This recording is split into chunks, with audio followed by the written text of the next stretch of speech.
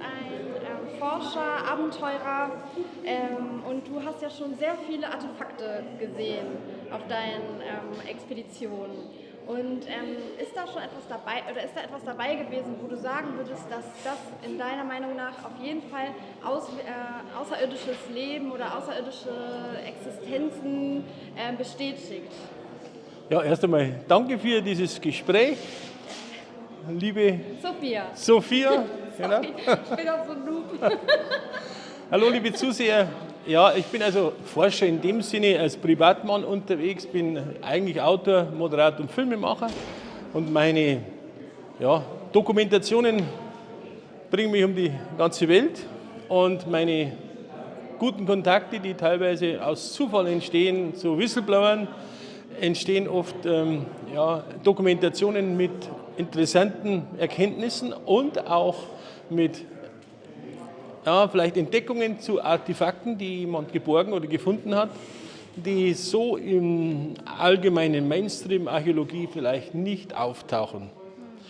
Und eins kann ich mit Sicherheit sagen, in meiner Doku Mexiko, die Götter, die vom Himmel kamen, die ich 2024 gedreht habe in Mexiko, war ein Carlos Jalil, der war eigentlich Profikletterer und der wurde von dem mexikanischen Militär, weil der General war ein Freund von ihm und er hat ihn gebeten, mit 3 und 2 weiteren Kollegen in eine Höhle abzusteigen, die sie bewacht hatten, weil das Militär keinen Kletterer hatte, der über 40 Meter in die Tiefe klettern konnte, weil da unten etwas verborgen war und das sich in den nächsten Stunden eigentlich die Amerikaner holen wollen.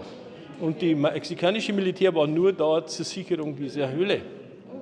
Auf alle Fälle, lange Rede, kurzer Sinn, hat er aus einem Kristallsaal mit seinen 2 Kollegen eine Mumie rausgeholt in seinem Rucksack nach oben und hat die dann auch später untersuchen lassen. Also ein Teil der Mumie war schon nur der Kopf und die Hand von dieser Mumie. Und bei den Untersuchungsergebnissen, das haben 3 Universitäten untersucht, stellte sich heraus, dass dieses Wesen, das seit 7500 Jahren tot ist, einen größeren Schädel hatte, ziemlich lang, 36 cm, 3 Augen hatte und 6 Finger und die DNA war nicht menschlich. Wow. Das heißt jetzt nicht, dass es außerirdisch ist, auf alle Fälle kann ja eine Hochzivilisation sein, eine Rasse, die vielleicht schon vergangen ist. Auf alle Fälle wurde dieser Kristallsarg von 24 hochkarätig bekleideten Mumien umringt, die offensichtlich diesen Verstorbenen, was auch immer, gehuldigt hatten. Wow. Und wenn man dann eben diese Forschungsberichte und die Dokumentation und die Untersuchungsberichte liest, die uns da vorgelegt wurden, die dann auch noch überprüfen lässt und auch noch mal auf Echtheit verifiziert, dann ist man dann schon sehr beeindruckt, wieso ich als Laie plötzlich zu sehenden Informationen komme, um das öffentlich zu machen. Die Filme laufen ja öffentlich auf Amazon und Co. Und das hat mich schon sehr beeindruckt. Auch in Peru hat mir ein Professor Roger Zuniga, der war der Leiter von der Universität in Ica,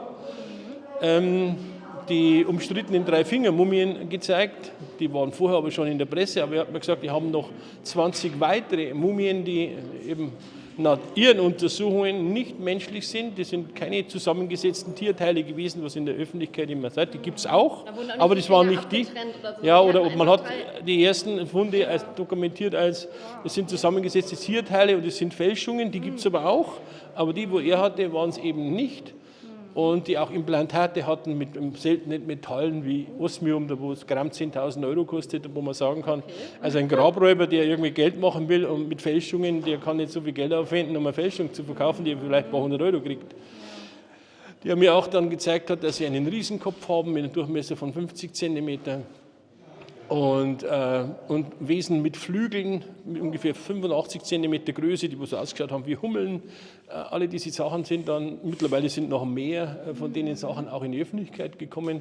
Und das ist dann spannend, oder wenn wir in Mexiko bleiben, wenn man einen Kontakt bekommt zu einer, ich sage jetzt mal, Ausgräber-Mafia, die aus diesen vielen, vielen archäologischen Städten, in Mexiko gibt es allein 180 Städten, die so groß sind, Jeder kennt Chichen Itza oder Tulum und so weiter, aber davon gibt es eben 180 von diesen, die teilweise 30 bis 50 Quadratkilometer groß sind, aber insgesamt 11.000 archäologische Stätten. Und viele Private, manchmal gibt es ja einen kleinen Teil der Bevölkerung, die sind ziemlich arm und buddeln hier und finden dann auch Artefakte und Gegenstände, die sie dann unter der Hand verkaufen. Und da gibt es eben welche, die das organisieren und strukturieren. Und da haben wir auch in einem abgelegenen Haus, das sehr gut gesichert war. Ich habe so getan, als wäre ich hier mit meinen Begleitern welche kaufen wollte. Jetzt ab 500.000 Euro aufwärts kannst du so ein Artefakt erwerben, auch mit Zertifikat, mit Untersuchungsberichte, dass diese Sachen echt sind. Und da haben wir auch eben Wesenskelette gesehen und Schädel und Artefakte oder Reliefs, wo eben der Kontakt vom Menschen zu Flugscheiben oder diese Indigenen zu Flugscheiben und diesen Göttern hier huldigten, die auf den Pyramiden gelandet waren und so weiter. Da wo man sagen muss, wow, wenn das alles echt ist, dann stimmt unsere Geschichte offensichtlich so nicht ganz. Ja, und die standen da einfach so rum, ja, die so waren, Trödel. ja, da war die ganze, es war ein sehr moderner, ganz teurer Bungalow in einem sehr modernen Wohnbaugebiet, 5 Stunden weg von Mexico City. Gesichert, da wurden auch, die Leute, die drin waren, hatten auch Waffen, die Türen wurden abgesperrt und wir mussten uns dann sagen, welche dieser Artefakte wollen wir denn kaufen. Dass wir, genau. Es war nicht ganz einfach, weil du musst aus dieser Situation wieder rauskommen, weil du kommst nicht als Filmemacher einfach hin und sagst, ich möchte mal die Sachen sehen.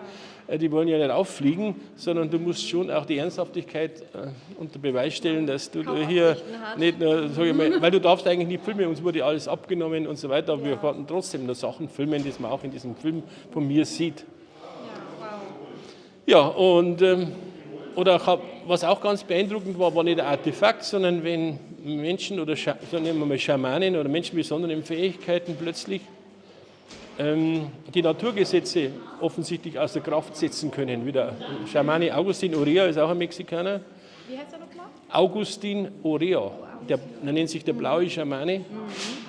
Den haben wir im Mondsee mal so eine Session gefilmt, wo er mit einer Gruppe von Kursteilnehmern in einem Stadel einen Spiritus am Boden geschüttet hat ihn angezündet. Und dann hat sie er hatte mit dem Feuer gesprochen und das Feuer hat sich dann in einem Augenblick in der Mitte konzentriert, wie eine Bohrmaschine gedreht, gewachsen in einen 3 Meter großen Art Schlangenkopf und ist dann diesem Schamanen in diesem Kreis gefolgt.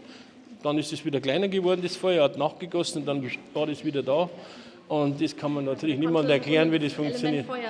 Das Ritual war angeblich 500 Jahre geheim und wir durften das dann zum ersten Mal in einem Film dokumentieren, in Zeitlupe und Faust und so weiter. Das ist etwas, wo man sagt, wow,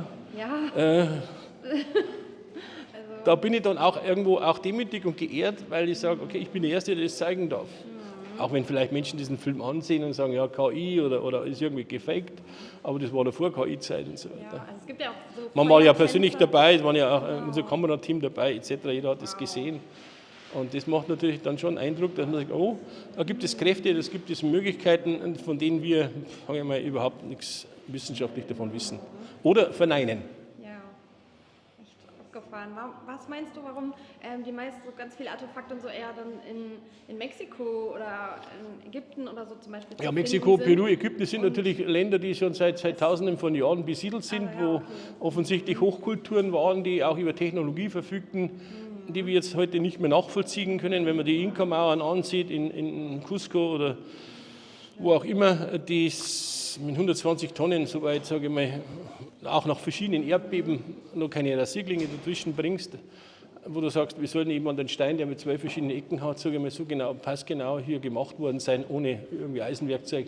Also das ist schwierig zu erklären. Ne? Und so gibt es bestimmt noch viele, viele weitere Artefakte und Sachen, die mir nicht erklären können, aber die weist ja darauf hin, dass diese Geschichte, also offensichtlich wie Atlantis und Lemurien scheinbar etwas Wahres dran ist und dass das früher weltumspannende stoffliche Katastrophen gab, wo diese Zivilisation wieder, sage ich mal, irgendwo mit der Steinzeit begonnen oder danach begonnen hat.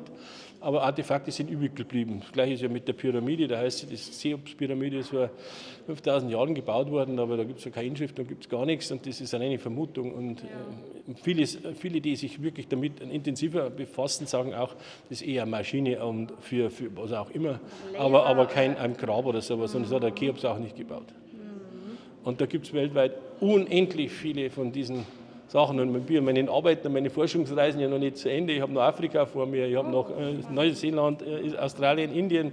Da gibt es auch noch viele Menschen, die besondere Fähigkeiten haben oder auch Artefakte, die ihnen dann eben, wenn du ich glaube, der Vorteil ist, wenn du eine bestimmte Glaubwürdigkeit hast, dass du weißt, die Leute werden lächerlich gemacht oder du bringst es auch seriös in die Öffentlichkeit, dann werden dir auch, sagen wir mal, vielleicht so Sachen angevertraut, wo du vielleicht ein normaler Tourist oder ein Wissenschaftler, die wo weiß, die lassen das vielleicht verschwinden, gar nicht zu Gesicht bekommen. Da habe ich vielleicht auch ein bisschen Glück gehabt in meiner Forschung. Du bist ein Experte, das merkt man ja einfach auch. Und dann sind die Leute natürlich auch gerne offen, dich da...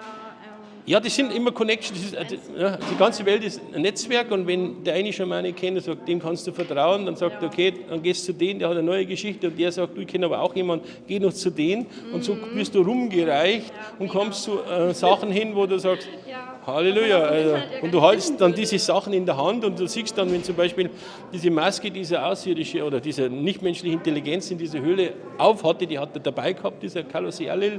Und wenn du die berührt hast und hast das gleich nicht ernst genommen, wir hatten einen im Team, der sagt, was ist denn das, eine Maske? Ja, lass mich die mal berühren und berührt diese Maske und die werden die Augen instantan rot, zack, bumm. Und dann weißt du, bitte Finger weg, weil wenn du nicht die Augen drehen sich dann die Maske hat die Augen weiße mit schwarzen Pupillen und bei der Berührung wurden die rot, instantan, knallrot.